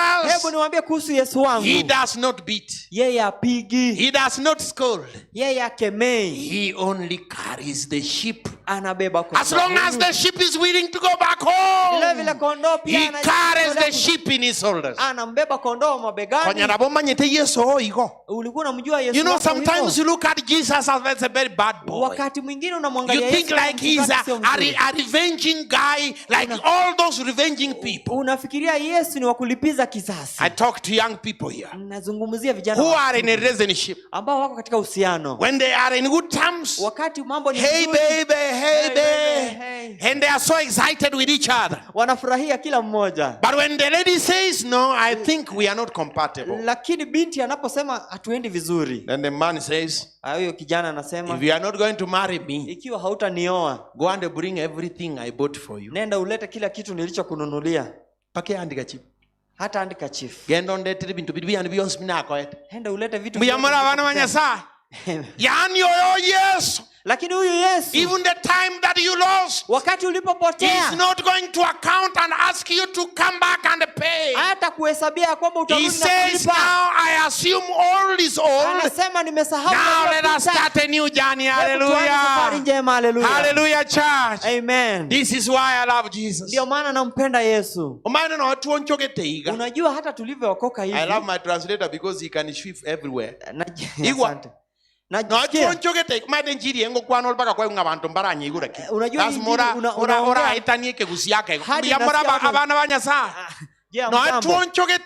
hata kama tumeokoka hivi, mnasikia? Hata kama tumebadilika hivi, tumeokoka, hatujaokoka. Hebu ona wakati uongozi. Wakati uchaguzi unaendelea. Beka Mr. X. Unaona nani tunaweka muhasibu? Weka huyu. Mkono unanuliwa. Mr. X karamotika. Huyo muacha kidogo. Ngikiao. Nini? Nimba tebing ora ujisika. Nitawaambia tukitoka nje. Unajua mambo maana nazungumzia mazuri. Abana banyasaye barekendabu ebago kwana igora. Emesa wanaongea waziwazi. Kumuzia hapo nyuma. Bago ikamaegalia. Wanapofika pale nyuma, wamanyiterera kwataka gukora makosa sana. Unajua karibu fanya makosa. Mama kijana kelinyu mageteraga batizo ne kebigi akabaini. Unajua ule kijana kabla ya batizo alikuwa mwizi. Yatotandete bosongo ga sana. Alitusumbua hapa. Ngoniga itetuwa ninje na agenda ngamorandi akataka kanisa. Angeuawa pale lakini kawekaje muizi achunge pesa za kanisa. Wana wanya sambu jamu. Wana wa Mungu amjambo. Tuli kanisa hii. Tuko kanisani. But we are remembering Lakini tunakumbuka before I was baptized. kabla ya ubatizo. You know, people like me, Unajua watu I kama was mimi. not born a pastor. Unajua siku There are those sins we did when we were young. Kuna dhambi The tulifanya girls tukiwa we watu. chased after. Wasichana And even tuliowakimbiza. now, when my age mates meet me, Wakati tunakutana they na even rika moja, rebuke me and call me after the names of those girls. wananiita majina ya wale wasichana. Biyamura bana banyesa. Amjambo wana wa Ngina Mungu. kieko gara nganjire Yesu. Hivi ndivyo maana Ekero nampenda Yesu. kwaira nirase Yesu. Tulipofika kwa Ebicheri Yesu, ya maiga agosieka. ile picha ya nyuma Whatever, anaifunga. now I give you a new beginning. Anasema nakupa Hallelujah, mwanzo mpya. church. Hallelujah. Let me close with this. Hebu nifunge kwa haya.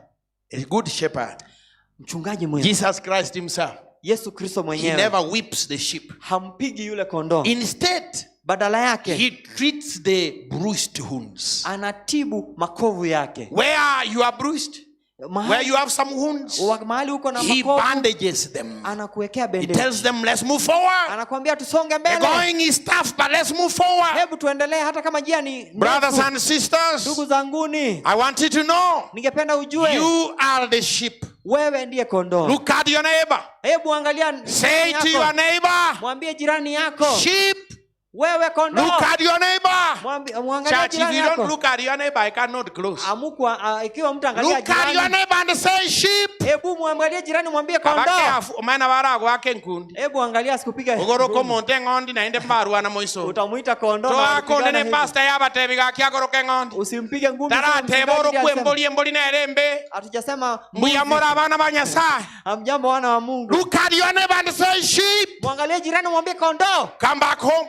Njoo nyumbani. Jesus needs you. Yesu You anakusubiri. know, some of you are so lost. Wengi wenu You mmepotea. come to church so late. Unakuja And kanisani you think that you umechelewa. are safe. Unafikiria You uko are going to salama. miss your flight to heaven. Utakosa ndege Some of itakayoelekea you nyumbani cannot mbinguni. even buy a Bible study lesson quarterly. Wengine hawawezi nunua hata leseni. Tena kina manyete ngo mwadventista. Nilikuwa nikijua bwana lesson. ni leseni, E Biblia. Biblia Nogotera. na kitabu cha But nyimbo. lero. Lakini siku hizi Nejisimi. ni simu. Bukuteyo. Hakuna Biblia. Lesson teyo. Hakuna leseni. Bukuteyo nothing noengotera. Hamuna Biblia, hamuna Kora hata wimbo. challenge abantu rabatena nche nimbwate simu. Huwa anawaambia watu Lakini wana bukuyane simu. njana kobora asende bogolie bukwase lietali ya Yesu. Beba Biblia yako kwa jina la Yesu. Kondoo. Come back home. Njoo nyumbani. Isaiah 53 verse number 6. Isaya 53:6. All we are like sheep. Sote ni kama We kondoo. have gone astray. Tumeenda kinyume. We have turned tumegeuka on our way. Tumeingilia njia zetu. And the Lord has laid on him na Mungu amejitolea the kwake. iniquity of us all. Amechukua dhambi zetu zote. Isaiah 53 verse number 6. Isaya 53:6. We are like sheep. Sisi ni kama kondoo. We have done serious mistakes in life. Tumefanya makosa katika maisha yetu. But Jesus is calling you today. Lakini Yesu anatuita leo. He says you are a sheep that he was lost. Anasema wewe ni kondoo uliyepotea. But he has a good plan for you. Lakini ako na mipango miema kwako. Who among us here? Je, nani kati yetu? Could he say today, Lord? Angependa kusema leo. Now I admit there is no any shepherd extraordinary like you. Anasema ya kwamba hakuna mchungaji bora kama wewe Yesu. I want to choose you as my personal savior. Ningependa kukuchagua kama mchungaji wangu kama. I love all the choirs that sang here. Ninapenda kwaya zote zilizoimba hapa. But I love what women ministries sang. Nilipenda vile akina mama waliimba. And so as a man of God I want to request you. Ningependa tena kuwaomba. Come and stand here and start that song. Njoo msimame hapa tena muimbe. You can even start it while you are moving down. Mnaweza anza kuimba hata mkitembea. And the whole congregation is standing up. Watu wote tuweze kusimama. If you want to accept Christ as your personal savior. Ikiwa ungependa kumkubali Yesu kama mwokozi wako. All the congregation while it is standing up. Wakati umati mnaendelea kusimama. You are coming right here in front. Yule ambaye anajitolea na kuja hapa mbele. Accept Christ as a good shepherd. Kumkubali Yesu kama mchungaji bora. As the choir is singing. Wakati kwaya kina mama inaimba. If you feel the song is exciting and nice. Ikiwa wimbo huo utakugusa. Enjoy it in your way. Hebu furahia kwa njia yako. But all the church is standing up. Na kanisa lote tuweze kusimama. Nateba ngonye koigwete Nyasaye oyo mulisio muya. Nilisema ikiwa unasikia Yesu onye ko mulisio oyo muya gotageta motoli bwo bogima bwao. Ungependa mchungaji huyu awe mwokozi wa maisha yako. Naindo tageta ko mochora gotoli bogima bwao. Ungependa kumchagua awe mwokozi wa maisha yako. Yabune kona gotera iga. Wakati kwaya hii inaendelea kuimba hivi. Nainde kwana konyole batizo. Na hujawahi kupata ubatizo. Iko nare ko sabo chike no bole mukegima. Ningependa uje. Ojike bosia iga to sabera masabo. Uje hapa mbele tukufanyie maombi. You cannot continue wasting time. Huwezi kuendelea kupoteza You cannot muda. continue getting lost in sin. Huwezi kuingia katika When the Lord is calling you, wakati Mungu He anakuita, wants you to make an intentional decision. anapenda ufanye uamuzi wa Is there hapa. anyone among us here Ikiwa kuna mmoja hapa who has ndani not yetu chosen Christ as your personal Savior, ambaye hajamchagua Yesu kama who mwokozi wa has maisha not yet yake, been baptized, ambaye hajabatizwa, I want you to come right down here. ningependa huja hapa chini. I want to pray with you. Ningependa kuomba nawe. As we enjoy this song the choir is singing. Tunapoendelea kupata wimbo huu kwa Thank you, my brother, for coming. Asante ndugu kwa kuja. Ikiwa ungependa kumchagua Mungu kama mwokozi wa We maisha are yako, waiting for you here. tunakungoja hapa. Kwaya hii inapoendelea Don't kuimba, waste your time, my brother. usipoteze muda This ndugu is yangu. your golden opportunity. Hii ndio nafasi You are yako. becoming a sheep that is lost. Wewe umekuwa kondoo Your aliyepotea. parents are talking to you, you can't hear it. Wazazi wanakuzungumzia usikii. Your relatives are talking to you, you can't hear it. Jamii yako inakuzungumzia The usikii. pastors are preached here, you keep postponing. Wachungaji wamekuhubiria But lakini today, if you hear the voice of the Lord, leo unaposikia sauti ya do not Mungu, harden your hearts. usifanye moyo wako kuwa This is mgumu. the voice of the Lord. Hii ndio sauti ya He Mungu. wants you to give your life to Him. Angependa Is there anyone among us here kuna mmoja wetu who has hapa not chosen Christ as your personal ambaye Savior? hajamchagua Yesu kama mwokozi Even wa when you maisha feel yako? afraid Ikiwa and you want to move forward but you can't come, pengine ungependa kuja mbele I want lakini you to huwezi raise kuja. up your hand. The deacons can come for you. Ningependa uinue mkono pia. Is there Wasemaji anyone wanaweza among kuendelea. us here Kuna mtu hapa who wants to choose Jesus as your personal angependa Savior? kumchagua Yesu kama And mwokozi wa maisha Jesus will yake. walk with you in the rest of your Na life. Yesu atatembea nawe katika Is maisha there yako. anyone among us here, Lord? Je, kuna mmoja hapa baina yetu, Abana ba Nyasaye wana wa Mungu, onye koigwete eriogi lya Nyasaye ligokorangeria ikiwa unasikia sauti hii na tobaisa gukagangana chinsa chiao ngokora usione kama unapoteza chora wakati wako. Nyasaye abo motori bw'obogima bwao Chagua Yesu awe mwokozi wa maisha ene yako. kwairanete maega asencherende Ikiwa ulirudi nyuma, ainde gotaite konyole batiso ungependa kupata ubatizo, gotaite kwearegania ase chikambi kinene kire bosia jiandaa kwa makambi yajayo. inchubo siogai gatogorogo Njoo sababu hapa mbele tufanye maombi. onye nkwana kubatiswa no maete nkwana kubatiswa Ikiwa hujawahi kubatizwa, unajua hujawahi kubatizwa. inchulero iga Nyasaye ngokorangeria Je, njoo Mungu anakuita. abasaye nigombaganyete moche Vijana na ngoja muje. mobaisa okagana bagotuboke bagwancha Nyasaye Usidhani ni wazee wanaokuja kwa onyoonde Mungu. kara omusaye Ikiwa kuna kijana kinga hapa, kina chiechora mokorera monene mirimo. wakati ni huu unamfanyia Is Mungu there kazi. anyone from the back? Je, kuna mtu pale nyuma? Young people, thank you for attending. Asante kwa kufika. You are here in plenty. Mko hapa kwa wingi. You are sitting up to the back. Mumekaa hadi I pale nyuma. appreciate your coming. Ninafurahia, But your ninashukuru kwa coming kuja is kwenu. not enough. Kuja kwenu You need to hakutoshi. choose Jesus as your personal Unastahili Savior. kuchagua Yesu kama mwokozi wa maisha yako. Amen. Amen. We are waiting for you. Tunakungoja. When you feel afraid Usiogope. and you think you cannot come forward, Ikiwa utaogopa na uone huwezi kuja may you mbele, receive the power of Jesus Christ. hebu pate nguvu za May He Yesu push Kristo. you to move forward. Hebu akusukume Thank you, uje my mbele. sister, for coming. Asante dada kwa This is kuja. the voice of the Lord that is calling you. Hii ndio sauti ya Mungu Today, inakuita. when you hear the voice of the Lord, Wakati umesikia sauti ya do Mungu, not harden your heart. usifanye moyo You wako don't know kuwa your mgumu. tomorrow. Unajua hujui kesho. Today is your day. Leo ndio siku Choose yako. Jesus as your personal Hebu Savior. mchague Yesu kama Don't mwokozi wa continue maisha to be yako. the lost sheep. Usiendelee kuwa kondoo You aliyepotea. are not active in church. Wewe haujihusishi You come and kanisani. sit in the back. Unakuja kanisani And you na go unakaa home. nyuma na unaenda And when nyumbani. you go to school, Na unapoenda when you go to shuleni, workplace, unapoenda you kazini, call yourself an Adventist. unajiita wewe ni But you have Mwadventista, not been baptized. lakini hujabatizwa. And you are the ones when we are fighting, Na wewe ndiye ambao you are the ones who tunapigana. throw the hardest stone. Nyinyi ndio mnarusha jiwe Because gumu. Christ has not sunk in your heart. Yesu hajaingia moyoni mwako. Give your life to Jesus. Peana maisha yako kwa Yesu. Naonye kore kanisa ime. Hata kama uko Naende kanisani, kwarorira magoso gwakorire kurumaega. umeona makosa umeyafanya tangu hapo Ebe nyuma, ngento kigwakorete. umeona mambo Ebe uliyoyafanya, ni nyuamo ya mkato. iwe ni ndoa ya Enye no mkato, mogioro mochuchu. wewe ni mwenye Enalo dhambi ya gosala dhambi. ase chinguru kya Nyasaye. Ninakuombea kwa Bogoriri nguvu za Yesu. bagebiri abene bweru asomonene. Chukua nafasi hii ya ukweli ujitoe kwa Yesu. I'm waiting for you. Ninakungoja We wewe. are going to do a special prayer for you. Tutafanya ombi special. Not only for you but for this church. Sio kwako tu, hata kwa kanisa hili.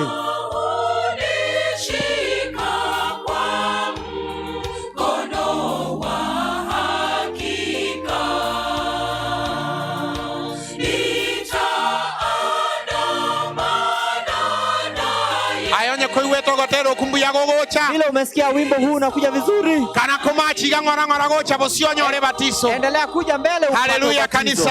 Haleluya kanisa. Haleluya. Haleluya. Yamone kwa. Asante sana. Onye koiwete nkolego kongusa. Ikiwa unasikia moyo Oruobo gimabwa ogocha senyasa.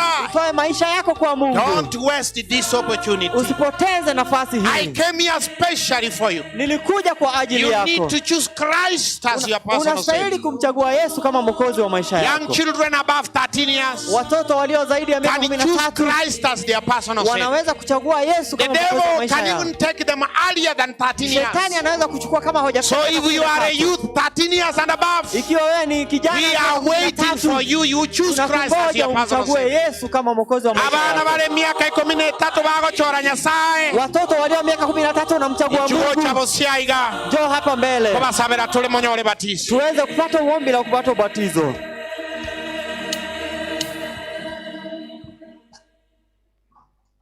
Patero kumbuya mwaigu wacha. Huo wimbo umekuja vizuri. Etuoga mono paka mwaigwa. Tulipiga kelele hadi tebie kwaya. Unaambiaje kwaya? Hallelujah church. Amen. Bakuri. Wamemaliza. Want to ningependa thank the ones that have come right here. Kushukuru wale ambao wamekuja hapa. Just move here in front. Hebu msonge hapa mbele. We want to thank the Lord for this sheep. Tungependa kushukuru Mungu kwa kondoo hawa. That doesn't want to be lost any longer. Hawataki kupotea tena. They say today wanasema leo I want to choose Christ as my personal Savior. Ningependa kumchagua Yesu I don't want to kama get lost any longer.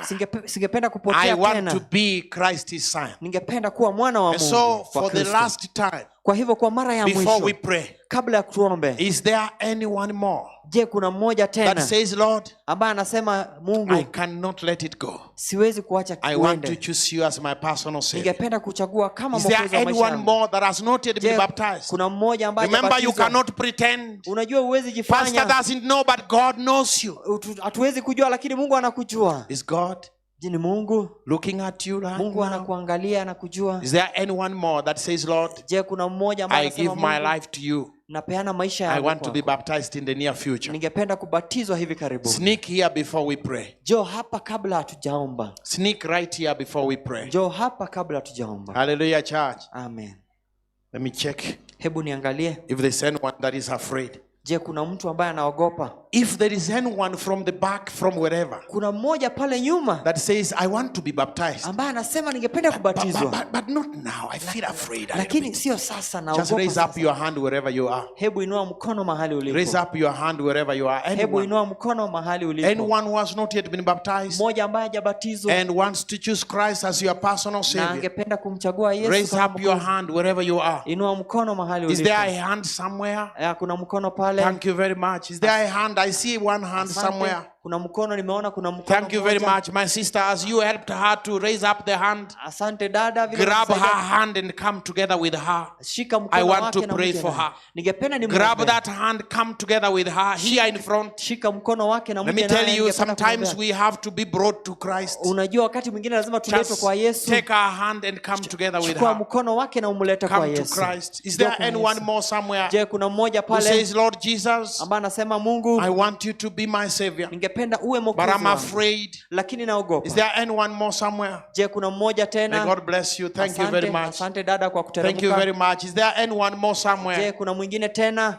Today, don't think I came here to waste your time. Usidhani nilikuja kupoteza muda wako. I'm here to bleed for your life. Niko hapa kulilia maisha yako. Because out there where you are lost, kwa sababu pale nje mahali umepotea, the wolves are so many. Mbwa mwitu ni wengi. And they have even come to the church, they are confusing us. Na wanapokuja kanisani, it is safer for you to be in Christ. Ni salama kuwa kwa Kristo. May God bless you in Jesus' name. Mungu awabariki kwa jina la Yesu. Father, into your hands I commit these souls. Thank you, Lord, because you are a faithful Father. Before you, Lord, are converts, those who have come right here in front. They say, Lord, they have something to make clear with you through baptism. They have not chosen you before. Today they say they want you to enter in their lives and make them a blessing. Father, I want to pray, may the Lord, the Holy Spirit, and the holy angels build a wall of fire against their enemies. Lord, may this decision, cherish it, grab it, take care of it until they are baptized. Father, I want to pray when the devil will pull them behind, push them forward to move for the cross. Father, the devil is discouraging many, and they look at this church as a rotten, corrupt church. But Lord, we thank you because we know from the scripture that this is a movement of the last days prophecy. And here is the Spirit of the Lord. Father, sanctify your children. I want to thank you for what you have been able to do and what you are able to do through all this that came right here in front. A double portion of your Spirit in their lives. They cannot be lost any longer. They want to walk with you in the rest of their life. Carry them on your shoulders and walk with them, Jesus. But Father, there are many out there who did not come here, but they have not yet accepted you as their personal Savior. But they heard this voice and they feel challenged. Father, I want to pray. May you make agreement with them in their hearts. I want to pray, Lord, for this church, the leadership. Take care of them, Lord, as they lead this church to greater heights as we wait for the second coming of Jesus. But I also want to pray for all the believers who are standing here. If we have let you down in one way or the other, in our lives, in the way we transact, in the way we do our things, we have not become a good fragrance, and we have become a stumbling block, a wall that people cannot come into the church. We ask you to forgive us. But from today, Lord, heal our church, heal our nation, heal our homes, heal our children. Thank you, Lord, for answering our prayer. I pray for this church, it is leadership, as they prepare for the camp meeting. May you bless them, guide them and let them understand your will. Thank you for answering our prayers. Protect us, dismiss us with your love. In Jesus' name we pray. Amen. Amen.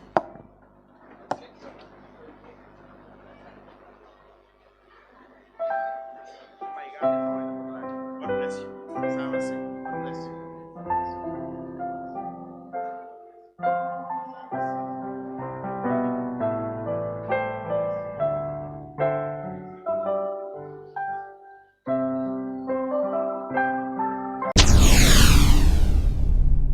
Get to the point. Take a step forward.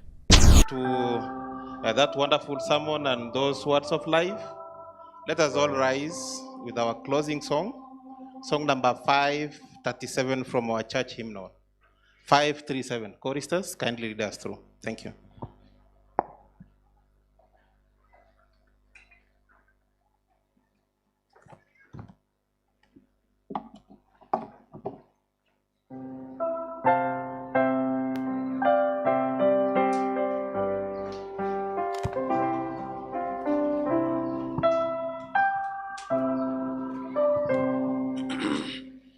He leadeth me, song 537. All of us stand tafadhali tuweze kumaliza. Tusimame wote. Pianist.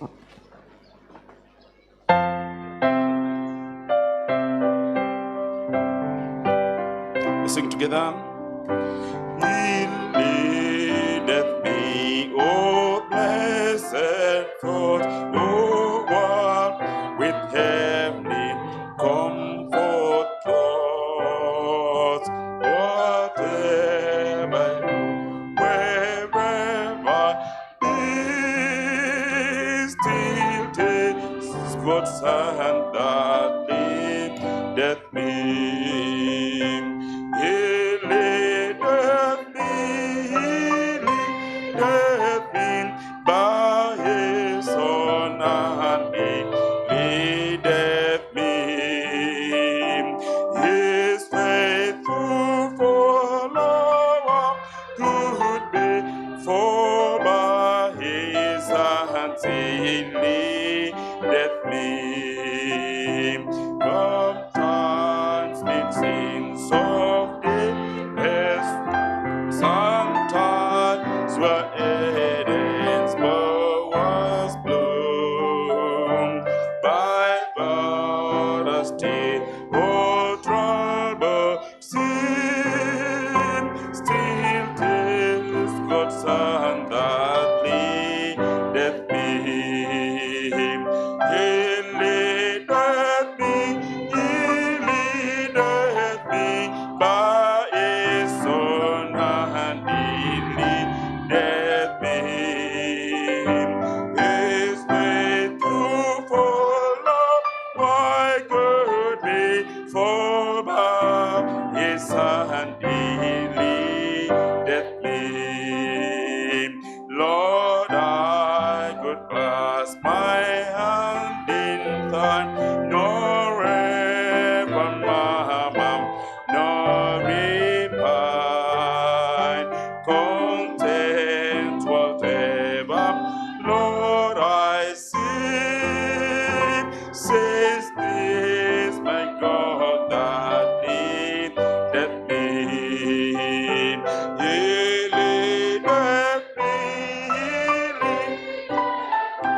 by his own hand he leadeth me.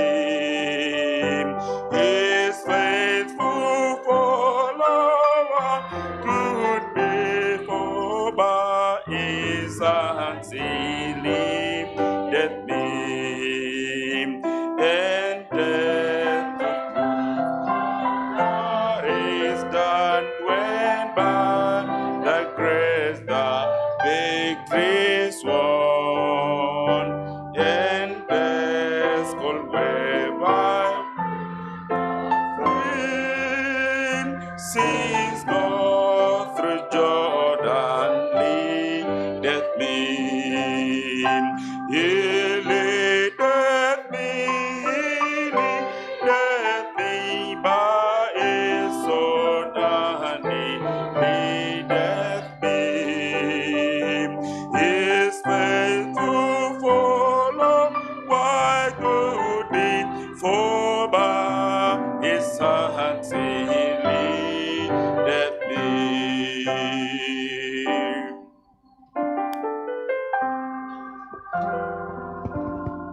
Shall we pray? Father, into your hands I commit this congregation, unto you who is able to keep them from falling and to present them faultless before the throne of love and mercy. To you alone be majesty, dominion, and power forever and ever. In Jesus' name we pray. Amen.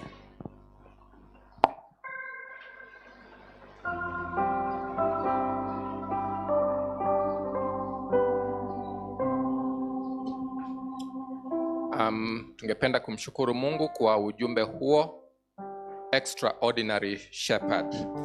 Sasa ni wakati wa kuondoka kwa lunch fupi.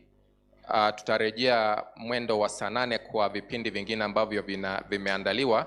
Ningependa kuwakumbusha tu board, tunakutana hapa, church board tunakutana hapa kwa muda mfupi tu. Alafu kisha wale ambao wako pale juu, tafadhalini tunaomba mbebe viti mweke karibu na lango la kanisa ili viweze kuingizwa ndani. Asanteni sana. Tunaweza kuondoka sasa kwa lunch fupi. God bless you. Number 600 as we move. Hold fast till I come. 600 ya Kizungu. Hold fast till I come.